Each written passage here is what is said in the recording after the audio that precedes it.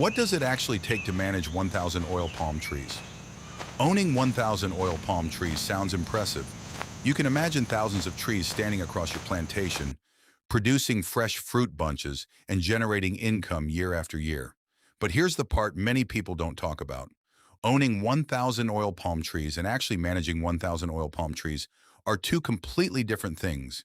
You can own the land, you can plant the trees, you can even wait 3 or 4 years for production to begin. But once those trees start producing, the real work begins. Because 1,000 mature oil palm trees don't just produce money, they produce work. Harvesting, weeding, pruning, fertilizing, pest and disease monitoring, access road maintenance, transport, labor management, record keeping, and eventually finding somewhere to sell what you've harvested. So in this video, we're going to forget the fantasy of planting 1,000 palms and simply waiting for money. We're going to look at what it actually takes to manage them, and by the end, you'll understand the difference between owning an oil palm plantation and running an oil palm business. Part 1. 1,000 trees is not the same as 1,000 trees producing.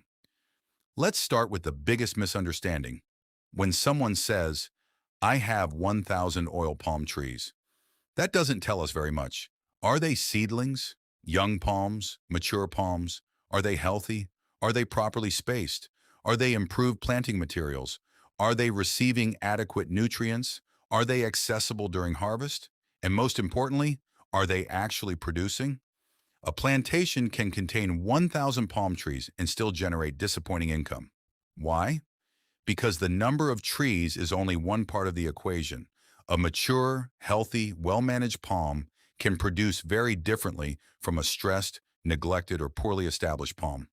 And even among mature palms, production isn't necessarily identical. Age matters, genetics matter, rainfall matters, soil matters, nutrition matters, pest and disease pressure matters, management matters, and harvesting practices matter. So don't look at 1,000 trees and immediately calculate income. First ask, how productive are those 1,000 trees? That is the more important question. Part 2. The first job is not harvesting. When people imagine managing an oil palm plantation, they often imagine workers cutting fruit bunches. But harvesting is only one part of the operation. Before you reach harvest season, the plantation has to be maintained. And that starts with something very simple. Keeping the plantation accessible. Imagine having hundreds of mature palms spread across a large area. Now imagine the ground becoming covered with weeds, the paths becoming difficult to walk through, drainage channels becoming blocked, fallen fronds covering access routes, and harvested bunches having to be moved long distances by hand. Suddenly, a plantation that looked valuable on paper becomes difficult and expensive to operate. This is why plantation maintenance isn't cosmetic. It directly affects your operating cost. If workers can't move efficiently, harvesting becomes slower. If bunches can't be moved easily, transport becomes harder. If the plantation is neglected, routine inspections become more difficult. And when something goes wrong, you may notice it too late. So managing 1,000 palms begins with making sure people can actually work among those palms. Part 3. Weed control. Now let's talk about weeds. Weeds compete with young palms for water, nutrients, and sunlight. And even around mature palms, uncontrolled vegetation can make plantation management much harder. But here's another mistake. Some farmers treat weed control as something they do once in a while. That's not how a productive plantation works. Vegetation keeps growing. So weed management is an ongoing operation. Depending on the plantation and local conditions, this can involve manual clearing, mechanical methods, or carefully selected herbicide programs.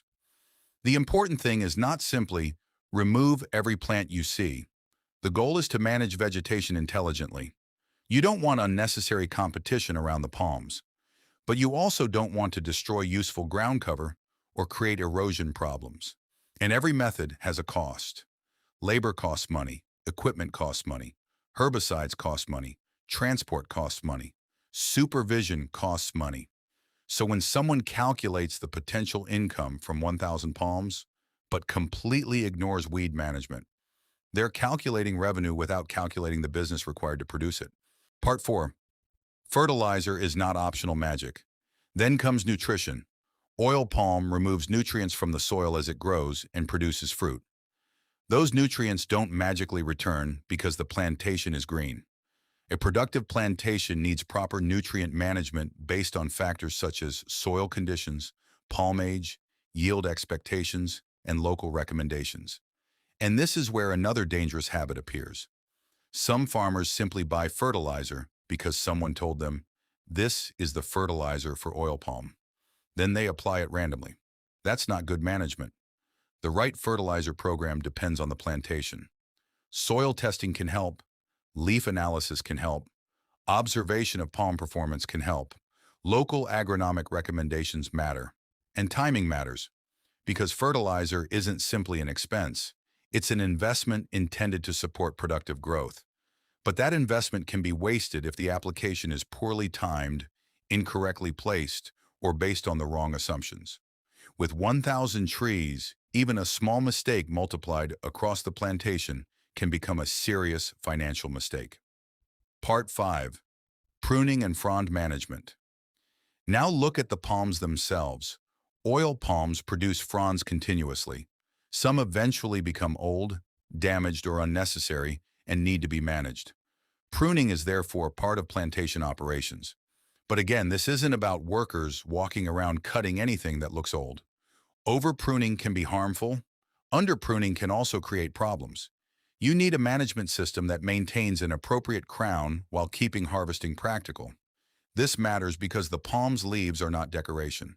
They are part of the plant's photosynthetic machinery. So the objective isn't make the plantation look clean. The objective is maintain a healthy, productive palm while keeping harvesting practical. That distinction matters. A plantation can look beautifully clean and still be poorly managed. Part 6. Pests and diseases. Here's another reason you can't simply leave 1,000 palms alone. You have to monitor them. Pests can attack palms. Diseases can spread. Nutrient deficiencies can appear. Physical damage can occur. And problems that start with a few palms can become much more expensive if they're ignored. This means somebody needs to regularly inspect the plantation, not once every 6 months. Not only when the palms stop producing, regularly. You're looking for abnormal leaves, damaged crowns, unusual growth, signs of pests, dead or declining palms, disease symptoms, and other changes that suggest something isn't normal. This is one of the biggest differences between owning a plantation and operating one. An owner thinks about the plantation, an operator observes the plantation, and observation is what allows you to catch problems early. Part 7. Harvesting 1,000 palms is a logistics problem. Now we reach the part everyone thinks about, harvesting. Imagine that your 1,000 palms are mature and producing. The fruit bunches don't wait forever. Harvesting has to happen according to the maturity of the bunches and the plantation's harvesting schedule. That means labor has to be available, tools have to be available, workers need to know which palms are ready, bunches have to be brought out of the field, and then they need to be transported. This is where your plantation stops looking like an agricultural project and starts looking like an operating business. Because harvesting isn't just cut bunch to make money. It's more like identify mature bunch, harvest, collect, move, transport, sell/process. Every step creates a potential bottleneck. If labor is unavailable, bunches remain in the field. If roads are poor, transport becomes slower. If collection points are badly organized, workers waste time. If the buyer isn't ready, your logistics become more complicated. And because fresh fruit bunches are perishable, timing matters. So managing 1,000 mature palms means managing a supply chain. Part 8. Labor management. Now let's talk about people. This is one of the most underestimated parts of plantation management. A 1,000 palm plantation is not necessarily something you personally need to do every day, but somebody has to do the work. Workers may be needed for weeding, pruning, fertilizer application, harvesting, collection, loading, transport, maintenance, and other field operations. But hiring workers doesn't solve the problem. You also need supervision, because labor without supervision can become expensive very quickly. Workers need clear instructions. They need proper tools.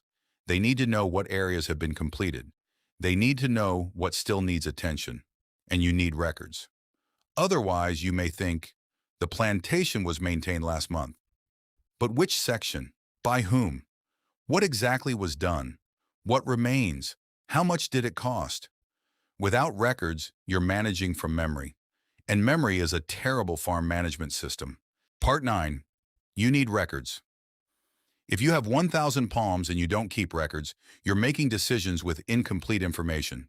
You should know things like how much fertilizer was purchased, when it was applied, where it was applied, how much labor cost, how many bunches were harvested, how much produce left the plantation, how much was received from buyers, what maintenance was done, what problems were observed, and how much money the plantation actually generated. This allows you to calculate something more important than revenue, profitability. Because imagine your plantation generates $10,000 in sales. That sounds great. But then you spend $2,000 on labor, another amount on fertilizer, another amount on transport, another amount on maintenance, another amount dealing with unexpected problems. Your actual business result is not $10,000. Revenue is not profit. And this distinction becomes extremely important as the plantation gets larger. Part 10. Roads and access are part of the business. Here's something that doesn't look exciting on YouTube. Roads. But roads can determine how efficiently your plantation operates. During dry periods, access may be relatively easy. Then heavy rain comes. Suddenly, an area that was easy to reach becomes difficult. Vehicles may struggle. Workers may have trouble moving produce. Harvested bunches may have to be carried farther, and transportation costs can increase. This is why plantation planning should include access. Where are the main routes? Where are the collection points? Can workers move efficiently? Can harvested bunches get out quickly? Can transport vehicles reach the plantation? Because the value of your harvest means very little if moving that harvest to market becomes a major problem. Part 11. The buyer matters. Another mistake is focusing entirely on production. You can produce fruit bunches, but who buys them? Where? At what price? How often? How far away? And what quality requirements apply? This is where market access becomes part of farm management. You should understand your likely buyers before you reach large-scale production. Depending on your location, that could include mills, aggregators, processors, or other buyers. The specific market structure varies, but the principle doesn't. Production without a market is not a complete business model, and don't wait until you have a truckload of fruit bunches before asking where you're going to sell them. That's backward. Part 12. 1,000 palms create a management system. This is the bigger lesson. When you're managing 20 palms, you can probably inspect everything yourself. When you have 100, you can still remain heavily involved. But when you move toward 1,000 productive palms, you need systems. You need schedules. You need records. You need labor planning. You need maintenance routines. You need harvesting routines. You need input planning. You need financial tracking. And you need somebody responsible for making sure the work actually happens. That doesn't necessarily mean hiring a full-time manager immediately. It means understanding that scale changes the management problem. You're no longer simply growing trees. You're operating an agricultural asset. Part 13. What does a typical management cycle look like? Let's simplify everything. Imagine you're managing 1,000 mature palms. Your operation might involve a repeating cycle. First, inspect the plantation. Look for pests, diseases, damaged palms, weeds, drainage problems, and access issues. Second, maintain the plantation. Control vegetation, maintain paths and drainage, and handle routine fieldwork. Third, manage nutrition. Apply inputs according to the appropriate agronomic plan. Fourth, monitor harvesting. Identify mature bunches and organize harvesting labor. Fifth, collect and transport. Move harvested bunches from the field to the appropriate collection or processing point. Sixth, sell or process. Move the produce into the next stage of the value chain. Seventh, Record everything: production, labor, inputs, transport, sales, problems, costs. Then repeat. That is what running a plantation looks like. It's not one giant event. It's a system of repeated operations. Part 14. The difference between owner and operator. Now let's make the distinction very clear.